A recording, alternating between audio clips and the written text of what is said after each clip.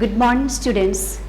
Today in this video we are going to discuss chapter 19 of your grammar book, that is agreement of the subject with the verb. In this chapter we need to discuss some of the rules with the subject and verb. Before we go on with the rules, let's learn what is a subject and a verb. In the previous classes, we have already learned what is a subject and a verb. Now, we have learned subject is the first part of the sentence, or in another word, if we say subject is what we are speaking or about who we are speaking. And the subject can be either singular or plural, or it can be a noun or a pronoun. For example, the name like Rajan, Mary, book, car, boy, then the pronouns like he, she, it, they, their, etc. So all these are a subject. And now let's look into the verb. What is a verb? The action done by the subject is called the verb. And in subject there are two types. One is of auxiliary verb and secondly of the main verb. Now what is this auxiliary verb? The helping verb. For example, is, are, am, was, were, etc. So there are two types of verbs. One is of auxiliary verb and other one is main verb. Now for example, for the auxiliary verbs are is, are, am, was, were, can, shall, all these things. And the main verbs are like run, go, learn, bark, etc. So these are all about the subject and verb. Now this subject I is singular, but always this singular subject I will take the plural form of the verb. Now we are going to learn the singular subject and verb and the plural subject and the verb. Here I have written the singular subjects like boy, box, baby, child, he, she. And the plural subjects are boys, boxes, babies, children, they, their. Now let's examine these two. So for the singular subjects, we do not use any s or es or ies, but in the plural subject we use s, es, ies, and in some cases we change the word even. Now let's look into the verb. Singular verb is are bark, go, shout, learn. But in the case of plural verb, we add s or es, like barks, goes, shouts, learn, etc. So if you understand the difference between the singular and plural subject and verb, then this lesson will be easy for you. Now we are going to learn some of the rules that are given in your book. The first rule says, if the subject is singular, the verb becomes the singular, and if the subject is plural, the verb becomes the plural. Now let's look into the examples. The boy learns his lesson. Here in this example, the boy is a singular, therefore we have used the singular form of the verb. The boy learns his lesson. And the second thing is, as we said, if the subject is plural, the verb also will be the plural. Now let's look into this example. They play football. We know they is the plural form of the subject, therefore we have used the plural form of the verb. And the second rule says, two or more singular subjects joined by the word and then the verb is plural. Two or more singular subject, and this singular subject we join with the word and. Look at the example here. Raj and Ravi are the best friends. Raj is a singular and Ravi is also singular, and we have joined these singular subjects with the word and. Therefore, we use the verb form of the plural are.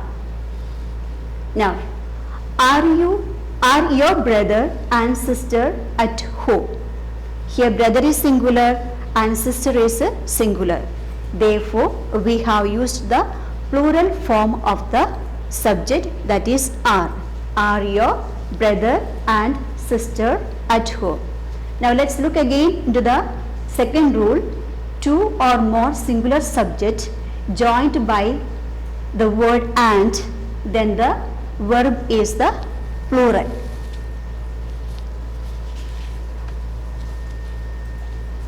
Now, rule number 3 says, when a singular subject connected to a plural subject with the word or nor, then the verb becomes the plural. The singular subject connected to a plural subject with the word or nor, then the verb becomes the plural. Let's look into this example. The beggar or his children want to eat something.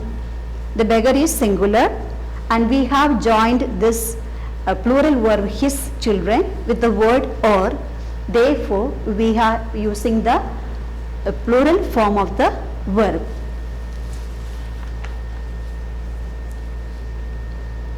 And the rule number 4 shows that if two singular subject is connected by or nor. In the previous rule we have learned one singular subject joined with a plural subject. Here the two singular subjects connected by or nor, then the verb is singular. Let's look into the example. Mummy or Papa is arriving by bus today. Here mummy is singular and Papa is singular, and we have joined these two singular subjects with the word or. Therefore, we are using the singular form of the verb. The second example here, no nook or corner was left untouched. Now this nook and corner or nook or corner is a phrase, means the corner of the place. Now, no nook or corner was left untouched. Here we have used was. Was is the past form of the singular verb.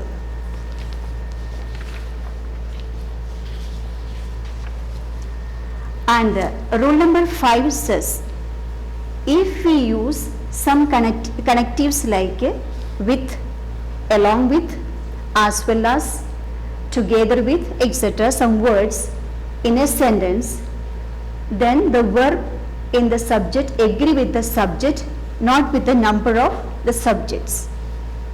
Here, example, the captain with all his players was late for the match. The subject is captain and he is a singular, and we have used this singular with the plural or whatever may be, but the word is with. Therefore, we have used the singular form of the verb. The captain with all his players was late for the match. The second example here, iron as well as coal is found in Bihar. Here iron is singular, coal is singular, but these two words we have joined with the word as well as. So the rule number 5 says, if we use some connectives like what, with, along with, as well as, together with, then we look for the subject and we use the verb is along with the subject. Now in one rule there says, if we are using the word much, most, a little, then the verb will be the singular. Now look at the example here. Most of the money has spent. Here we have used the word most. Therefore, we have used the singular verb has. And the second example shows Anne likes music very much. Here we have the singular noun and, but we have used the singular verb. Why? Because we have the word much. So what is this rule says? If you are using the word much, most, a little, then the verb will be the singular.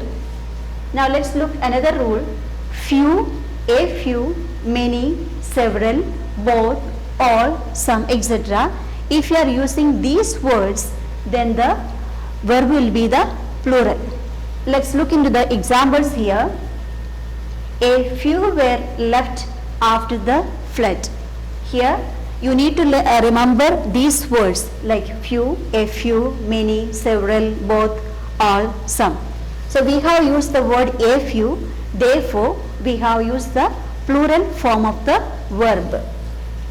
And the second example here, several students were absent from our school. Here the word we have several, therefore we have used the plural form of the verb. And the last rule says, if you are using none of means not any. If you are using none or none of with the then the verb will be the singular or plural. Look at this example. None of the apples are, or if we can use is, ripe. So since the word none of we are using are or is. So this is special about this rule. If you are using none of in the sentence, we can use either singular verb or the plural verb. Now these are the rules given in your book. It's your duty to read the lesson and understand better. Thank you.